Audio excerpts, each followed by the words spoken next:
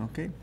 All right. Well, welcome today. We're going over Chapter 8 today. And again, my name is Shane, and this is Mackenzie. So Mackenzie's kind of covered a little bit of Chapter 8. And so you want to kind of explain what we're going to do today? Yep. Today we are going to be talking about creativity. We will examine the importance, the process, and how to incorporate it into advertising. Creativity is a reference to advertisement in ads that are well designed and executed and generate emotional responses and create positive feelings that are transferred to the product or service. Yeah. So Shane, how important do you feel it is to have and use creativity in advertisement? No creativity, not worth it. No, creativity is important. It's not necessary, but it is very important. There's aspects of making it fun, making it attractive, making it appealing to people, and coming up with new ideas is part of it. And I guess the Super Bowl, if you think about the Super Bowl advertising, that's probably one of the center stages of trying to be creative and in the advertising process. And like I said, it's not necessary, but it does add to it, makes it be recognized. The whole focus is to win over people, and so the creativity really becomes central to the success of the product. Okay. So, you think about all of that, within that, what exactly is advertising creativity, in your opinion? Advertising creativity is the ability to generate fresh and unique advertising about relevant ideas that can be used as solutions to communication problems for the product.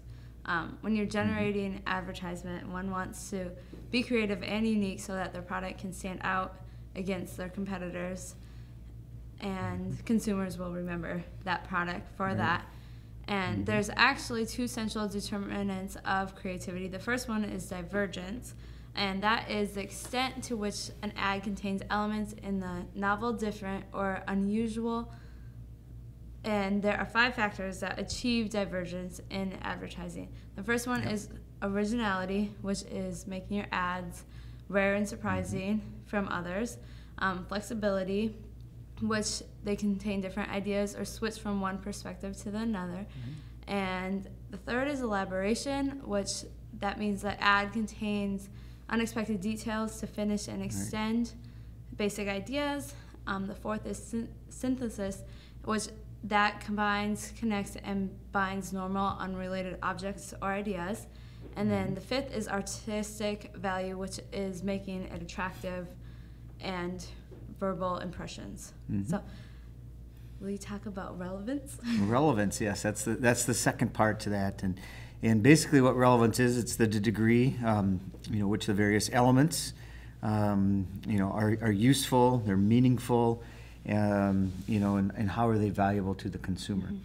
And there's 2 parts when it comes to the relevance. The first one is the advertisement to the consumer, the ad to the consumer. And then the second one is the brand to the consumer. And the first one, going back to the ad and the consumer, ad to the consumer, is it's making a meaningful connection. And that's a lot of times you'll see the use of some celebrities, other aspects like that might be, but they're trying to make an identify something in the ad, so the consumers remember that. The second part is the brand, and that's the impressions that are left, the attitudes, and what people take out of it. It's more of a personal interest aspect to the person, or I should say to the consumer. So those are the main 2 when you're talking about relevance, and so it's the advertising to the consumer or the brand to the consumer. Okay. All right. There's lots of different models that are out there. What do you think of can you name a model of the process of the whole creative process on that? James Webb Young actually has a model of creative process, which that contains 5 steps. So we can go through 5 steps with that. The first step is immersion, and that is gathering raw material and doing the research on the background and immersing yourself into the problem to figure out what's going on. Yep. Okay, then you take the next step is the digestion stage. Okay, take what it is, work it over, wrestle around with it in your mind. Try to really like the word just says it, digest it, but to really try to figure out what it means, and so you can get a good grasp on it as you move through the rest of the process. Yep. Step 3 is incubation, which is putting the problem out of your consciousness and just letting your subconsciousness take over, and then do the work so that you get it out of your mind for a little bit. Yeah. Okay, and then the next step is the illumination. This is kind of where the eureka type of a statement. I have it. It's that one point where, okay, all of a sudden I found it. It's hit home, and everything kind of came together. And so that's that eureka, or the illumination moment in the process. Yep. And then the last step is reality or verification, which is studying the idea to see if it still looks good and evaluating it to make sure that it's working. Right. Otherwise, you're going to have to go back and go through the process again. Go all the way. Sometimes that happens. You got to go all the way back through it. So. Yep, and make sure it's useful. Yep. Can you describe how one can go about how the advertising campaign is for a product and like the parts that go into the campaign? Yeah. Okay. Yeah. And you think about the whole advertising campaign. There's a cycle. You know, we just talked about a cycle there, but the whole campaign is bringing in more elements.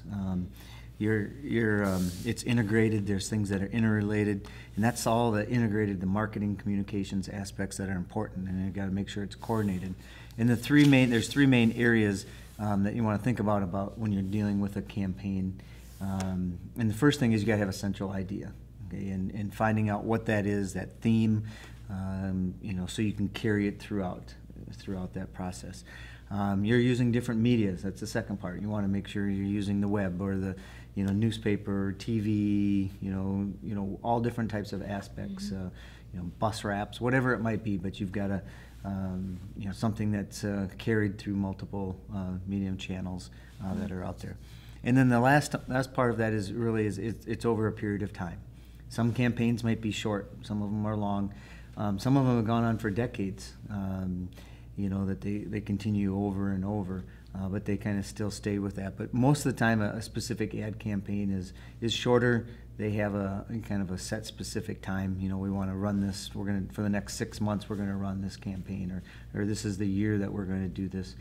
For example, Minnesota Vikings, a couple years ago, it was the 50th year, and that was their campaign that year. And so they ran that in all their advertising, and they brought in other elements, and their logo, they designed a new logo, and all of those things for like training camp and for other aspects. So that's kind of an example of an ad campaign where they're trying to get that message out. So so those are some of the things. Again, the theme, different media, and the time. But it's all basically it's that integrated marketing communications where we're coordinating everything together, coordinating all these communications activities together at one time. So within the advertising campaigns, like I said, it was, I'm going to go back to the Vikings. There was the 50th, but there's also slogans sometimes, and one that the Vikings had been using, "Show your horns," and you got a lot of times those are the slogans or a tagline or something like that. Do you have any other examples that you've got of other taglines? Yep. Nike, which everybody knows that one, "Just do it." Home Depot is "You can do it, we can help." Under Armour, "Protect this house," and then McDonald's, "I'm loving it." Yeah. So there's lots of slogans out there. Yeah, so. yeah. And most of the time they're fun. This is where the creativity comes in. Sometimes it's fun. Like in our business, we kind of had a tagline: sports, performance, and fitness. Yep. Didn't really say a whole lot. There's different things. We thought about get fast or other taglines, and we messed around with some. But you've got to find the right timing. You got to find the right words and all of that as well. So the Nike "Just do it," like you mentioned, is one that has been around and goes very good with the swoosh. Yeah, and so you're kind of together. That's the way it is. So. Okay, so that kind of wraps up kind of like the first segment that we're kind of talking about within the campaigns and the whole creative process. Yes.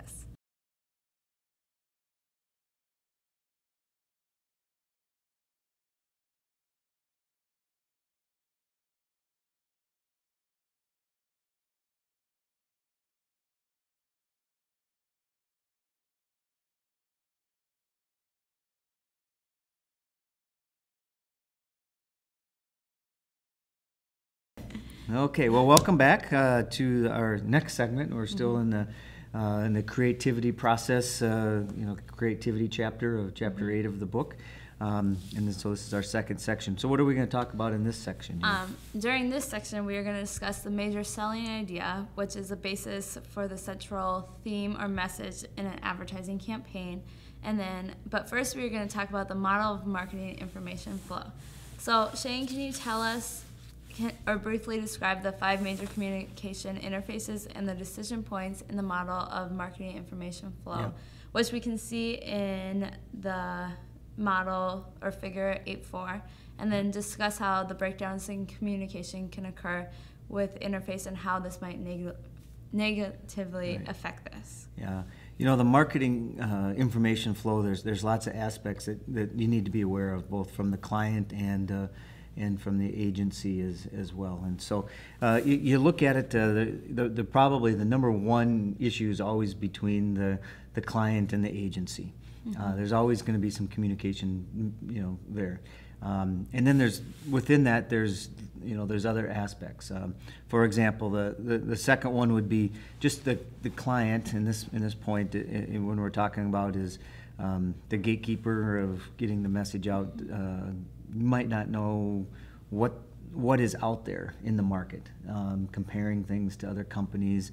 They just kind of have their own little knowledge, not of the whole market that's out there, and things to compare. So that's probably the first information, the gap that's in there is between the actual client and the information that's out there. The second part is that, again, that internal client not wanting to share the information, all the information with the agency. Okay, so the agency is there, and that brand, they're not getting all of the information directly from the client, and that's on the internal part. So that's one of the other steps. And then you start looking at even farther on down the line. It's not necessarily just within the client and the agency. It could be just within the agency as well. The agency people might not give all their creative staff all of the information, and so that leads to not putting the right whole picture together.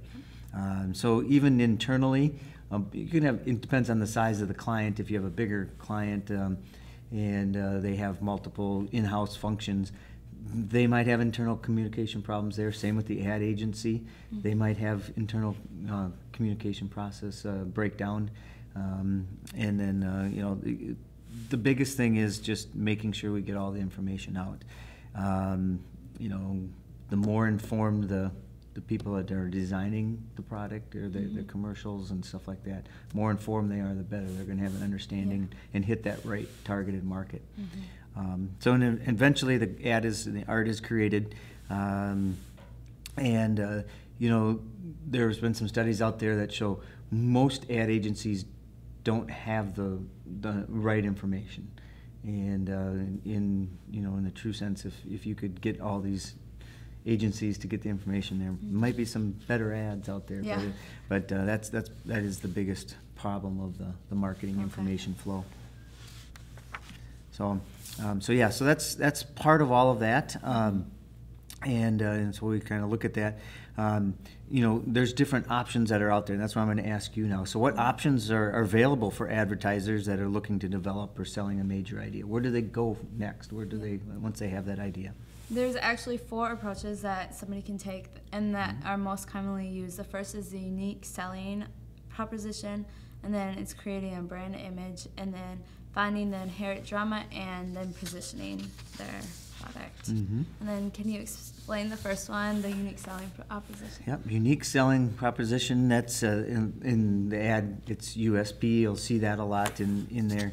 There's 3 aspects that you really need to know in the USP, and the first one is when you buy this product, this is what you're going to get. Okay, so the client in the ad, whatever the package might be, you want to be straightforward and say, okay, once you get this is what it's going to be. And so you having something unique, you want to be honest with it and not hide anything. So that's whether it be a product or a service, just being straightforward. That's the benefit part of that.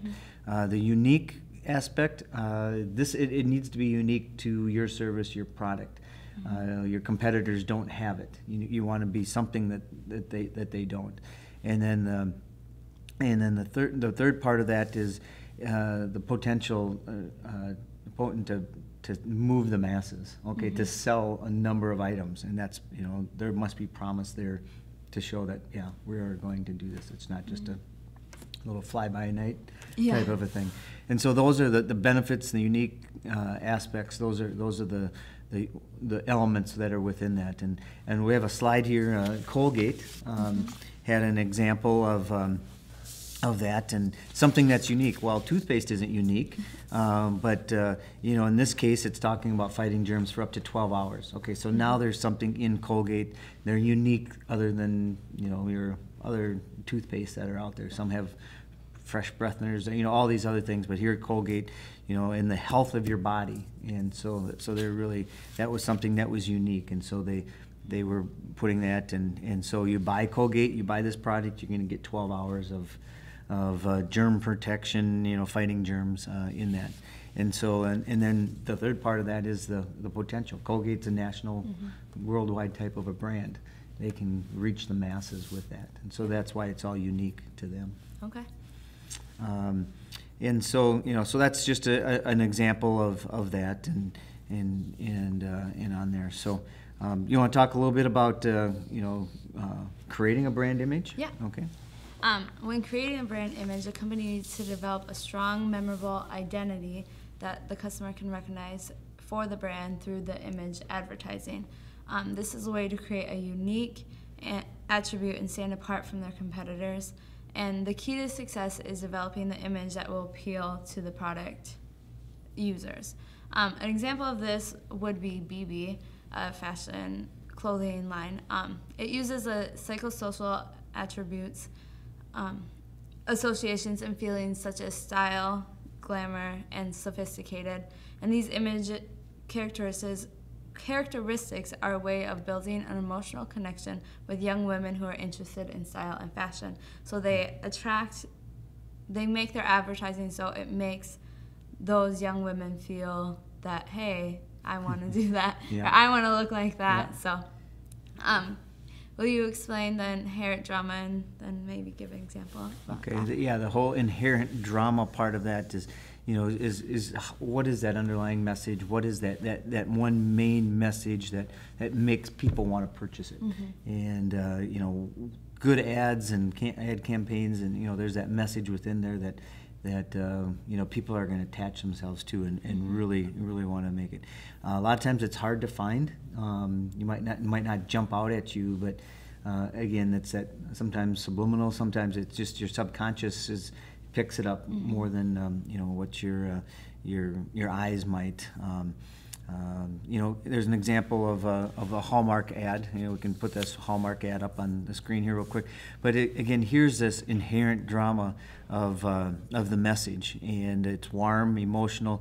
Okay, the tagline here is the biggest little thing you can do. And what is that? The little thing. It's 99 cents for a card. It says that, I think, on the bottom of the ad.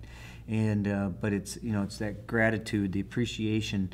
Okay, it's hard to, you can say appreciation, you can say I'm thankful and all of this, but that line of the biggest little thing you can do kind of resonates with people. And then in this whole campaign that Hallmark had on this, they used that in other aspects. They used it on the internet and on TV and other aspects like that. So they even put music that, how do you tie things in? So in the background of it, they had John Mayer singing, say what you need to say. Kind of goes along with that, saying, you say what you need to say, and that's all kind of part of that inherent drama. So good, good ad agencies really are tuned into the potential, the strength of inherent drama that's within an ad.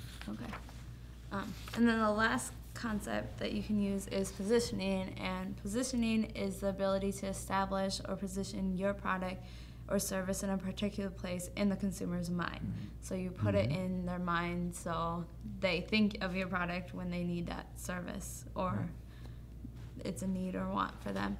And a product can be positioned on the basis of a product attributes, price or quality, usage or application, product users, or product class. So there's different options that you can position your product so that the consumer remembers you. Yeah. And it is how the target audience views your product and or brand. So you want to make sure you make an impact on your target market, Right. so they remember you. Yeah. Yeah.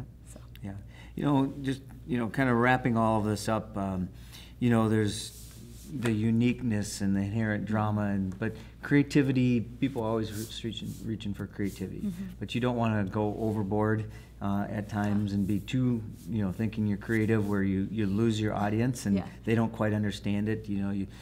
They have to look into something too deep and they just miss the point. There's so many aspects when it comes to the creativity process. Experience is is a great thing to have, great attribute to have of seeing what works and what doesn't, and in that whole process. So it's an interesting chapter, and as you're putting into the whole integrated marketing communications landscape, where does creativity play? And there's a big element that's in there, and to be successful, there's good ways to go about the creativity process.